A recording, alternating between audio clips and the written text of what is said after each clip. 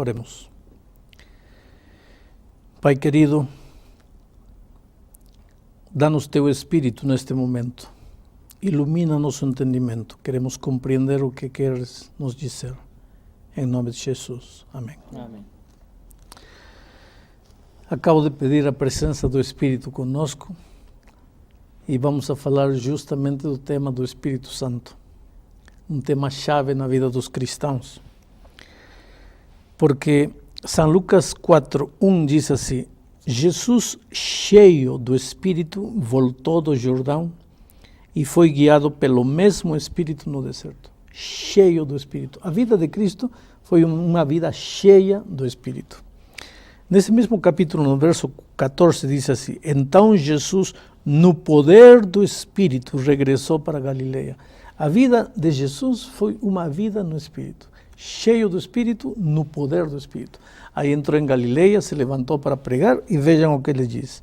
Começou a ler um texto do Velho Testamento e disse assim: O Espírito do Senhor está sobre mim, pelo que me ungiu para evangelizar os poderes. O Espírito do Senhor está sobre mim. A vida de Cristo foi uma vida cheia do Espírito. Agora, se nós somos cristãos, devemos andar como Cristo andou. E se a vida de Cristo foi uma vida cheia do Espírito, lógico que a vida do cristão tem que ser uma vida cheia do Espírito. Mas por quê?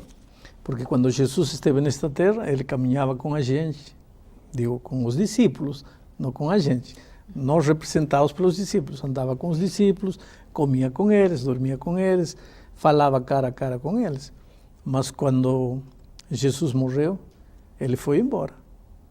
Só que antes de ir, ele disse: Eu vou, mas enviarei o Consolador. Quero ler para vocês o que diz aqui São João, capítulo 14, versículo 16. Diz assim: E eu rogarei ao Pai, e Ele vos dará outro Consolador, a fim de que esteja para sempre convosco. O Espírito da verdade, que o mundo não pode receber porque não o vê, nem o conhece. Vós o conhecereis, porque ele habita convosco e estará convosco. Não vos deixarei órfãos, voltarei para vós outros. Como voltará? Na pessoa do Espírito Santo. Agora, é interessante que Cristo disse que ele queria que nossa vida, nosso coração, nosso corpo, fosse o templo do Espírito Santo. Que o Espírito habitasse em nós. Quer dizer, somos salvos unicamente pela graça, mas uma vez que somos salvos, agora passamos a ser a habitação do Espírito. E devemos viver, agir como o Espírito que está em nós nos disse que devemos fazer as coisas. Pastor, esse assunto do Espírito Santo é bem interessante, porque eu tenho ouvido assim algumas ideias a respeito de quem é o Espírito Santo. Então, esses dias, conversando com um amigo, ele falou assim: o Espírito Santo é aquela força que você tem dentro de você, que te motiva, que te dá uma ideia espiritual. Uma outra pessoa já me falou assim: o Espírito Santo é a influência de Deus na vida das pessoas. Então, é esse poder de Deus. Então, o Espírito Santo é o que exatamente? É uma força? Vou te ler um texto para responder a tua pergunta. Diz assim, está aqui em Romanos, capítulo 8, versículo 26. Diz assim: Também o Espírito semelhantemente nos assiste em nossa fraqueza, porque não sabemos orar como convém, mas o mesmo Espírito intercede por nós sobremaneira com gemidos inexprimíveis. Em outras palavras, o Espírito não é uma influência, não é uma força, não é um poder. O Espírito é uma pessoa, tão pessoa quanto o Pai, quanto o Filho. O Espírito é uma pessoa. O Espírito ensina, o Espírito guia, o Espírito sente, o Espírito fica triste, diz São Paulo: não contristeis o Espírito Santo, quer dizer que o Espírito Santo fica triste. Olha, uma influência não fica triste, uma influência não fala com gemidos inexprimíveis, uma influência não ensina, quer dizer, o Espírito é uma pessoa, disso não podemos ter dúvida, apenas é uma pessoa que não tem corpo, Agora, mas como pode não ter corpo e ser pessoa? Bom, estamos falando de coisas espirituais, não estamos falando de coisas materiais. A nossa mente é carnal, é humana. Como nossa mente pode entender a natureza espiritual do Espírito Santo?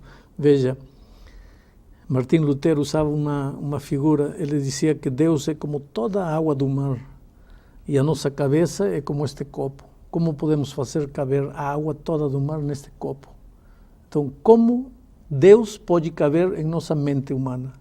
Como o Espírito pode ser entendido pela gente? Não, apenas podemos ter as coisas que nos são reveladas na Palavra de Deus. Pastor, eu conheço algumas pessoas que dizem que o Espírito fala através delas, né? Elas têm dom de línguas, esse tipo de coisa. Só que eles falam coisas que a gente não entende. Tem alguma relação com esse texto que o senhor leu, de gemidos inexprimíveis, coisas que nós não entendemos? Como é que o senhor explicaria isso? Veja, o Espírito Santo dá dons. E dá o dom de línguas, dá o dom de ensinar, o dom de profetizar, o dom de curar. O Espírito Santo é especialista em otorgar dons. Inclusive porque a Igreja de Deus precisa de dons. A Igreja de Deus é como um corpo. O corpo precisa de olhos para ver, de ouvidos para ouvir, de mãos para tocar, de pés para andar, de coração para puxar a vida. A Igreja de Deus é igual. Precisa de gente que saiba cantar, que saiba orar, que saiba pregar, que saiba sorrir, que saiba ensinar, que saiba curar, que saiba falar línguas. Por isso, o Espírito otorga línguas, dá línguas. Agora, eu conheço gente que fala 2, 3, 4, 5 línguas, evidentemente recebeu o dom de línguas de Deus. Agora, qual é a primeira evidência de que uma pessoa recebeu o Espírito Santo? Isso está claro aqui em Romanos capítulo 16, vejam o que diz. Romanos capítulo 16, versículo 8, diz assim: quando ele vier, está falando do Consolador. Versículo 7 explica: mas eu vos digo a verdade, convém que os vá, porque se eu não for, o Consolador não virá para vosotros. Se porém eu for, eu vos-lo enviarei. E quando ele vier, convencerá o mundo de pecado, da justiça e do juízo. Qual é o primeiro trabalho? Quando o Espírito Santo vier à tua vida, qual é o primeiro trabalho que vai fazer o Espírito?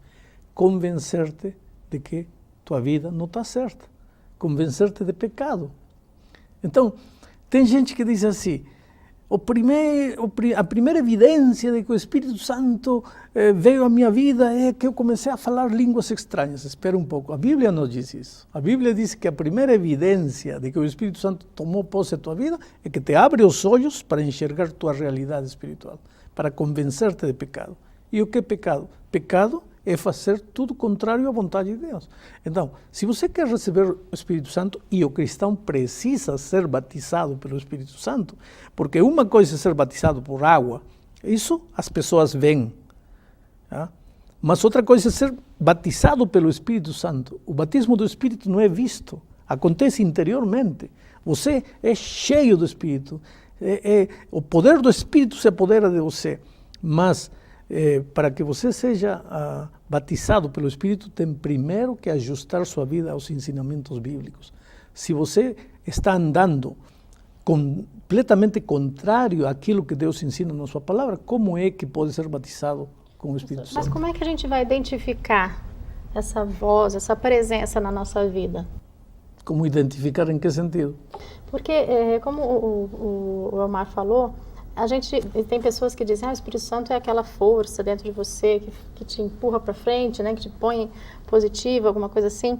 E as pessoas, outros dizem: não, é uma voz que te fala coisas boas, né, que te conduz de uma maneira. E outros dizem que tem o Espírito Santo porque fala em línguas. Então, se o senhor está falando que não necessariamente a pessoa precisa falar em línguas para ter o Espírito Santo, como é que eu vou identificar se eu tenho o Espírito Santo ou não tenho o Espírito Santo? Olha a tua vida e vê se tua vida está ajustada à palavra de Deus. Em outras palavras, olha para a palavra de Deus. Se a palavra de Deus diz que você deve vestir paletó verde e você está vestindo paletó vermelho, você está contrário àquilo que a palavra de Deus está dizendo. Então, bota o paletó verde. É simples. É dizer, de uma maneira simples, estou te ensinando a grande verdade da vida. As pessoas filosofam demais. Não, é simples. Se a palavra de Deus te diz que é por aqui e você está indo por lá, como é que você pode receber o Espírito Santo? Porque o primeiro trabalho que o Espírito Santo faz na tua vida é mostrar-te que você está indo errado, volta para o caminho. Por isso, Deus disse, far-te-ei ver e te ensinarei o caminho em que deves andar. E como é que a gente vai identificar, pastor, por exemplo, a igreja que tem o Espírito Santo, que tem a linha correta?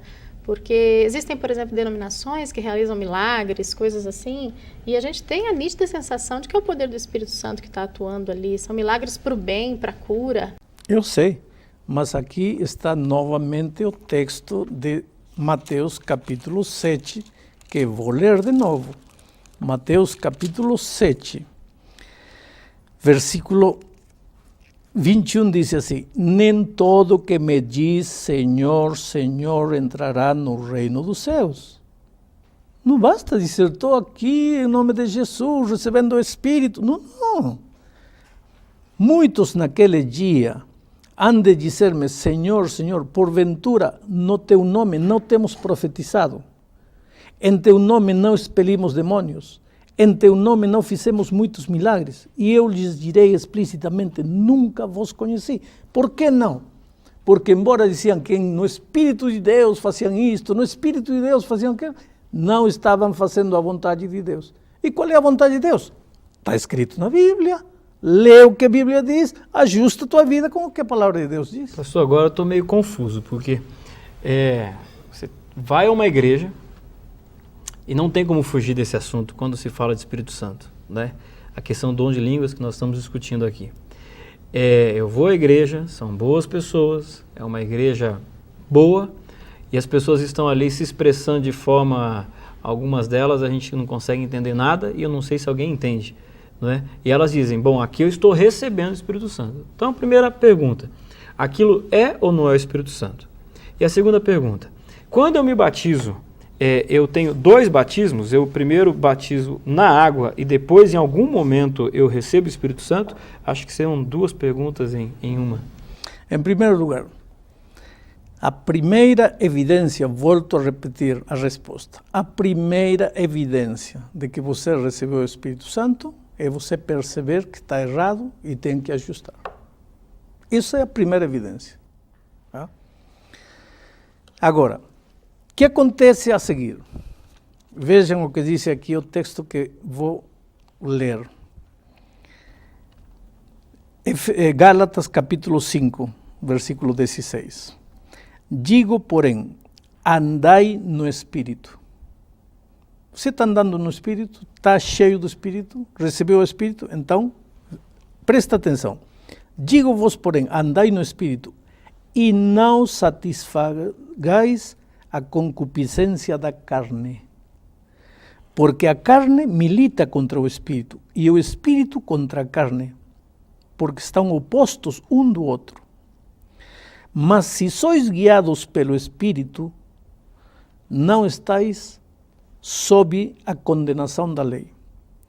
Agora, ora, as obras da carne são prostituição, impureza, lascívia, idolatria, feitiçaria, etc, etc, etc. Mas o fruto do Espírito é amor, alegria, paz, longanimidade, benignidade, bondade, felicidade, mansidão, domínio próprio. Então, o que está dizendo aqui São Paulo? Que a maior evidência de que você recebeu o Espírito Santo não é cair no chão, não é falar coisas incoerentes ou inconexas. A maior evidência que você recebeu o Espírito é que os frutos do Espírito devem aparecer na tua vida. Pastor, esses dias eu ouvi uma coisa que me preocupou bastante. Eu ouvi falar em pecado contra o Espírito Santo e me disseram que esse pecado não tem perdão. Fiquei pensando, será que eu já cometi esse tipo de pecado? O que é o pecado contra o Espírito Santo? Aí que está. Qual é o primeiro trabalho? Quero ver se vocês entenderam. Qual é o primeiro trabalho que o Espírito Santo faz na vida da pessoa? Mostrar aonde eu devo mudar, exato, melhorar mostrar o meu pecado. Mostrar o pecado. Justamente. Primeiro trabalho. Se o Espírito Santo te mostra o pecado e você não faz caso, o que está fazendo? Está endurecendo o seu coração à voz do Espírito. O Espírito fala, você não ouve. O Espírito fala, você não ouve. O Espírito fala, você não ouve. Chega um momento em que você cria uma espécie de coraça espiritual. O Espírito pode gritar, você não ouve. Então você cometeu o pecado imperdonável. Por que o pecado contra o Espírito é imperdoável? Não porque Deus não queira perdoar, mas porque você se endureceu de tal maneira que não há maneira de convencer que você é um pecador. E o primeiro que você precisa fazer para ser perdoado é reconhecer que você é pecador. Porque se você não pede perdão, como Deus vai te perdoar? O pecado imperdoável é imperdoável, não porque Deus não quer perdoar, é porque o homem se endureceu tanto contra o Espírito que não quer mais ser perdoado. Dentro do plano da salvação, pastor, Jesus ali deu a sua vida para nos salvar e hoje, pela graça, nós somos salvos. Mas dentro desse processo da salvação, aonde que o Espírito Santo entra nessa obra para a salvação do ser humano?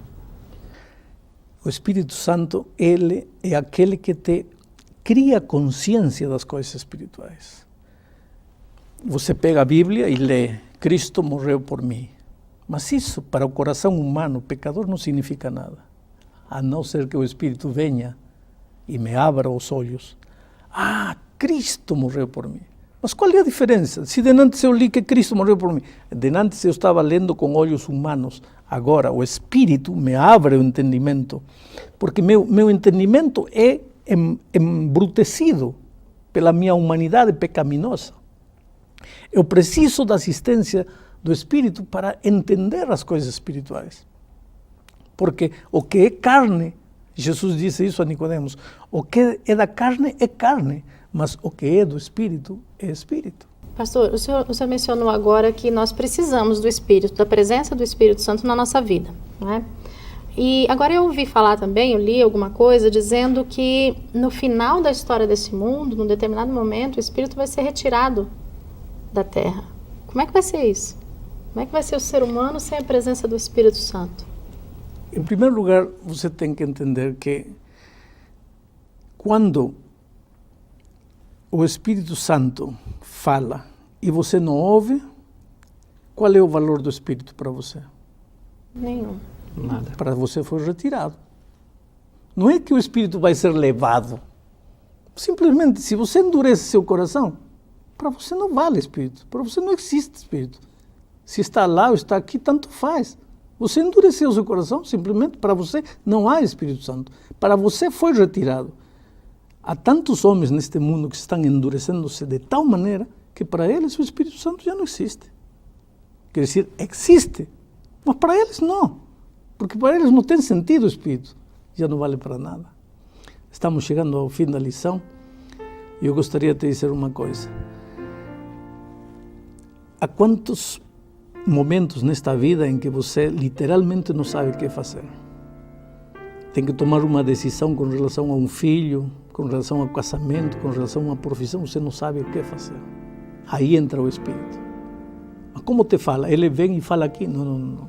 Ele abre teus olhos para a palavra de Deus. Sabe que todas as respostas para a tua vida, para as tuas indecisões, estão aqui na palavra de Deus.